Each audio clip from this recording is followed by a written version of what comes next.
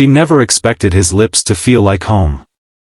After months of arguments over fence lines and noise complaints, Emma stood frozen as her neighbor's unexpected kiss melted years of carefully constructed walls.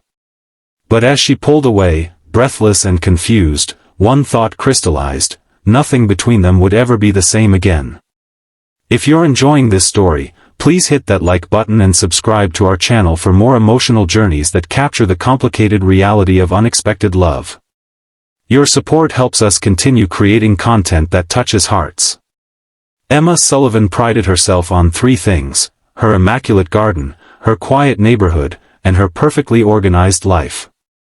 At 34, she had built exactly what she wanted: a peaceful existence where everything had its place and nothing disrupted her carefully crafted routines. That was until Jack Reynolds and his 7-year-old hurricane of a daughter moved in next door 3 months ago. The moving truck had barely pulled away when Emma first noticed the problems. Toys scattered across the shared property line. Music playing well past reasonable hours.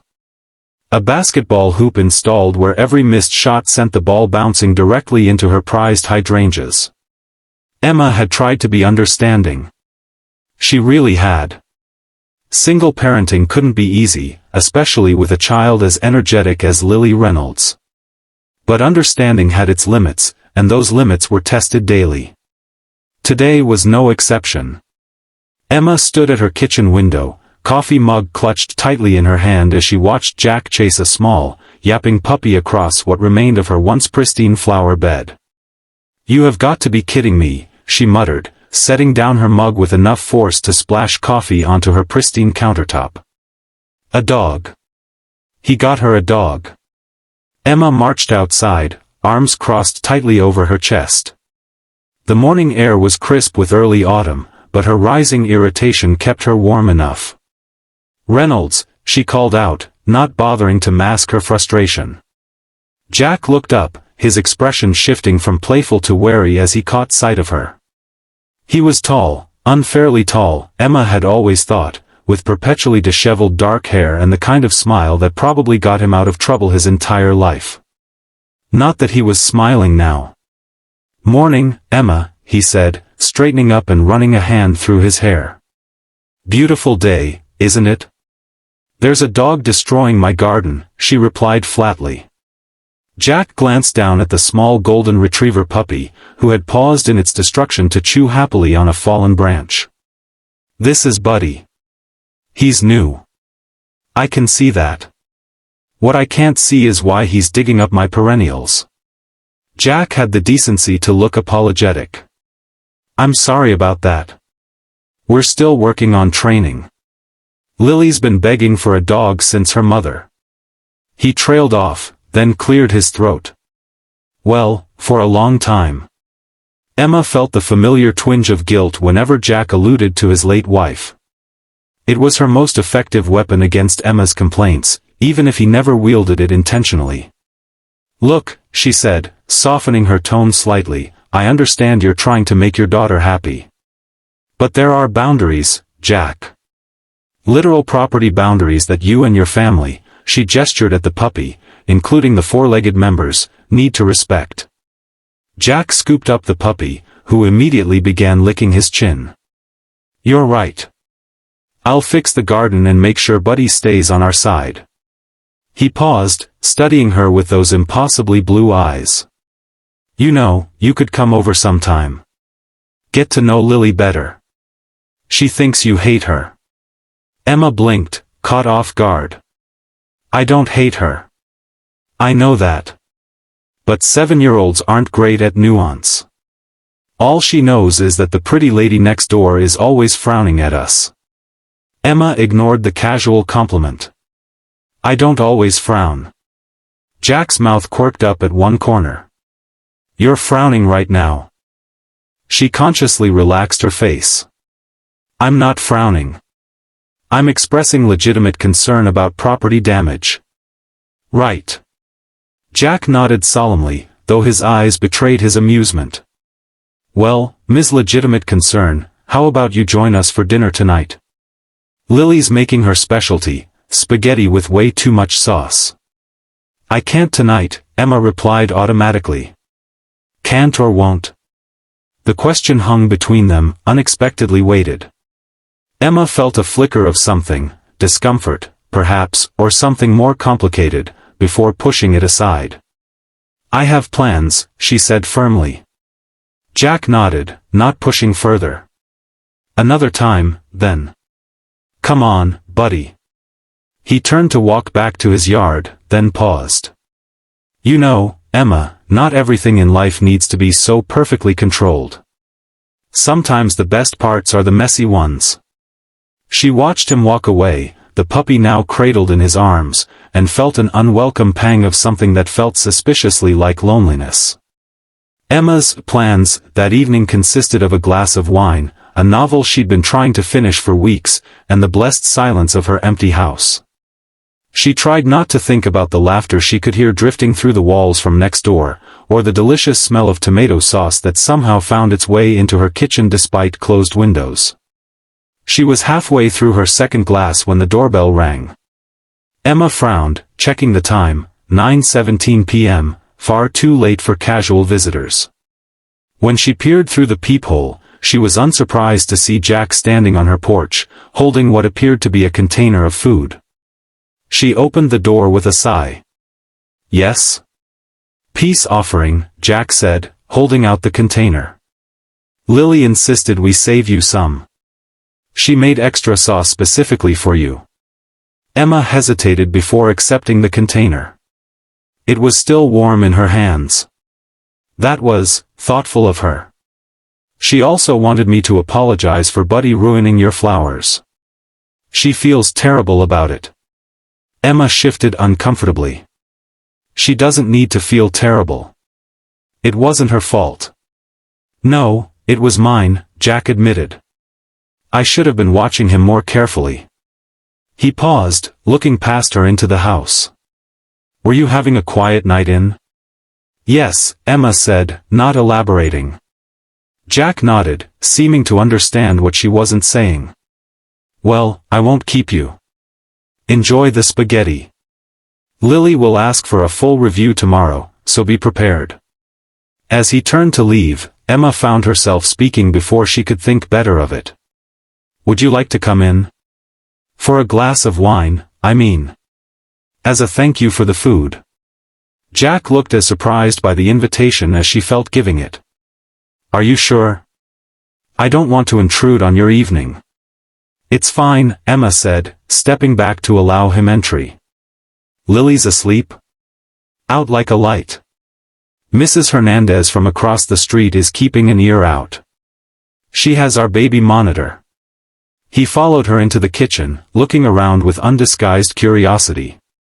Your house is exactly how I imagined it would be. Emma raised an eyebrow as she retrieved another wine glass. And how's that? Perfect, he said simply. Everything in its place. She wasn't sure if it was a compliment or an observation. I like order. I've noticed. Jack accepted the glass she offered. Thank you. They moved to her living room, where Emma sat primly on the edge of the sofa while Jack took the armchair opposite. An awkward silence settled between them. So, Jack said finally, how long have you lived here? 6 years, Emma replied. I bought it after my divorce was finalized. Jack's eyebrows rose slightly. I didn't know you were married before. For 3 years. It didn't work out. Emma took a sip of her wine, surprised at herself for sharing even that much. She rarely discussed her failed marriage with anyone. I'm sorry to hear that, Jack said, and he seemed genuinely sympathetic. Emma shrugged. It was for the best. We wanted different things. She hesitated, then added, he wanted children. I didn't. She waited for the judgment, the questions, the subtle shift in expression she'd grown accustomed to whenever she admitted this particular truth about herself. Instead, Jack simply nodded. That's a fundamental incompatibility, he said. Better to recognize it than try to force something that important. Emma studied him over the rim of her glass. Most people tell me I'll change my mind. Jack snorted. Most people should mind their own business. Having kids isn't for everyone, and there's nothing wrong with knowing what you want, or don't want, out of life. The knot of tension Emma hadn't realized she was carrying loosened slightly. What about you? Did you always know you wanted to be a father? A shadow passed over Jack's face. I wasn't sure, actually. Caroline, my wife, she was the one who was certain. But the moment I held Lily. He smiled, a private, gentle expression that made Emma look away. Everything changed.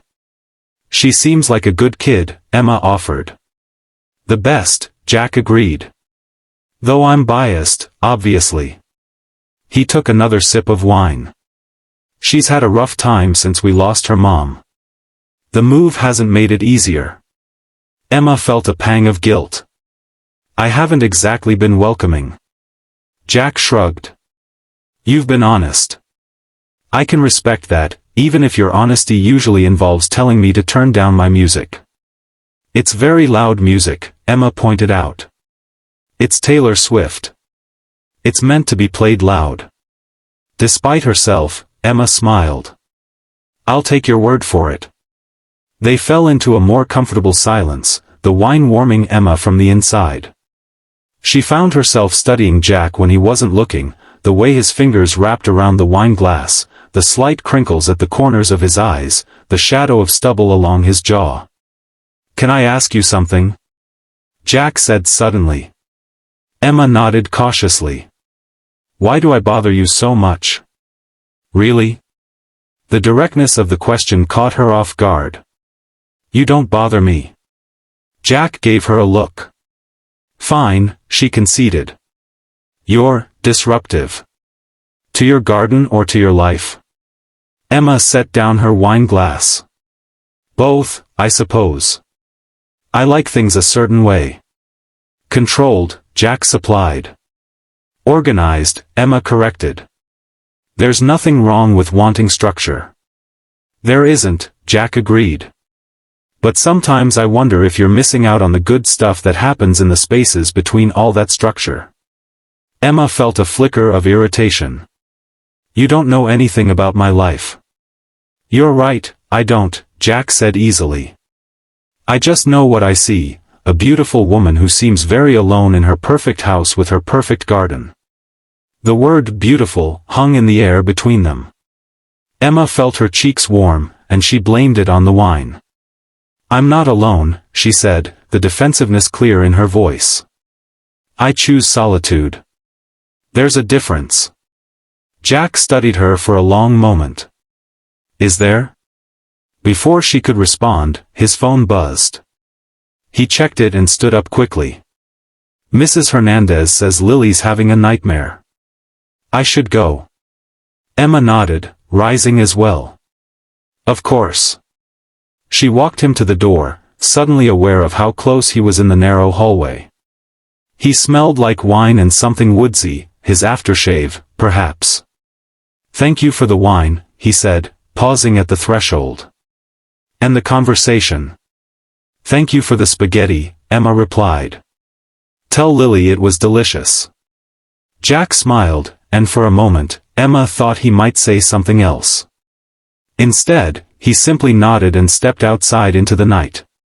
Emma closed the door behind him, leaning against it and wondering why her perfectly quiet house suddenly felt emptier than before. The next few weeks brought an unexpected shift in the dynamic between Emma and the Reynolds household. The changes were subtle at first, away from Lily when Emma collected her mail, Jack turning down his music without being asked, Emma leaving a gardening book on their porch with dog training tips bookmarked. Small gestures that somehow felt significant. Emma found herself watching for them more often than she cared to admit, Lily's enthusiastic waves, Jack's casual greetings when they happened to be outside at the same time. She told herself it was merely neighborly awareness, nothing more. Then came the Saturday morning when everything shifted again. Emma was in her garden, kneeling in the dirt as she planted new bulbs to replace those destroyed by Buddy's earlier rampage. The October air was crisp, carrying the scent of fallen leaves and the promise of colder days ahead. "Miss Emma." Lily's voice called out, followed by the sound of running feet. Emma looked up to see the little girl racing toward her, dark pigtails bouncing, Buddy trotting faithfully at her heels. Jack followed behind at a more sedate pace, hands in his pockets. "Careful, Lily," he called. "Remember what we talked about with Miss Emma's garden."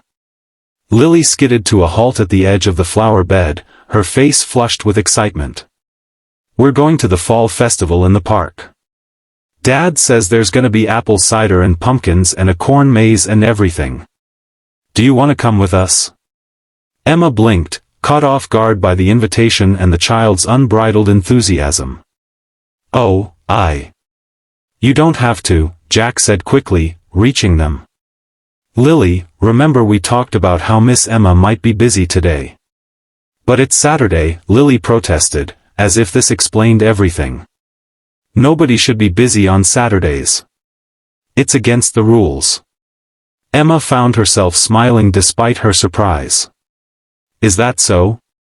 Lily nodded solemnly. "Dad says Saturdays are for fun things only. And you look like you need some fun." "Lily," Jack warned, looking mortified. "What? You said that to Mrs. Hernandez. You said Miss Emma works too hard and needs to have more fun." Emma raised an eyebrow at Jack, who had the grace to look embarrassed. "Did he now?" "I might have mentioned something along those lines," Jack admitted. "But the invitation is genuine. We'd love to have you join us, if you're interested." Emma looked between them, Jack with his cautious smile, Lily practically vibrating with hopeful energy, even Buddy wagging his tail expectantly. Her first instinct was to decline politely, to retreat back into the safety of her routine. But something stopped her. Perhaps it was the genuine warmth in Lily's eyes, or the way Jack was looking at her, not with pity for her solitude, but with something that felt like genuine interest. "I'd need to change," she said finally, gesturing to her dirt-stained gardening clothes. Lily's face lit up. "You're coming? Really?" "If that's all right," Emma said, looking to Jack for confirmation. His smile widened. "More than all right. We'll wait for you." 30 minutes later, Emma found herself walking between Jack and Lily toward the community park, feeling strangely nervous. She couldn't remember the last time she'd attended a community event, let alone with companions. The park had been transformed for the festival.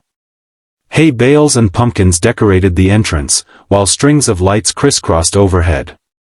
Booths selling crafts and food lined the perimeter, and in the center, a small corn maze had been constructed.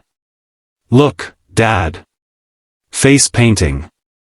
Lily pointed excitedly to a booth where a woman was painting elaborate designs on children's faces. "After lunch," Jack promised. "Let's get some food first." They made their way to the food area, where Jack insisted on paying for Emma's meal despite her protests. They found a table near the edge of the crowd, and Emma watched with amusement as Lily meticulously separated each item on her plate so nothing touched. "She gets that from her mother," Jack said quietly, noticing Emma's observation. "Caroline was the same way. Everything had to be just so." Emma smiled. "I can relate to that." "I've noticed," Jack replied, but his tone was teasing rather than critical. As they ate, Emma found herself relaxing. Lily chattered about school and her friends and the book she was reading, barely pausing for breath between topics. Jack occasionally interjected with a question or comment, but mostly he just watched his daughter with undisguised adoration. Emma found herself watching them both, struck by the easy affection between them. There was something beautiful about their relationship, the way Lily looked to her father for reassurance, the gentle corrections Jack offered, the inside jokes they shared. "Miss Emma, do you like the corn maze?" Lily asked suddenly. Emma pulled her attention back to the conversation. "I've never actually been in one." Lily's eyes widened in disbelief. "Never? Not even when you were little?" "Not even then," Emma confirmed. "Then we have to go." Lily.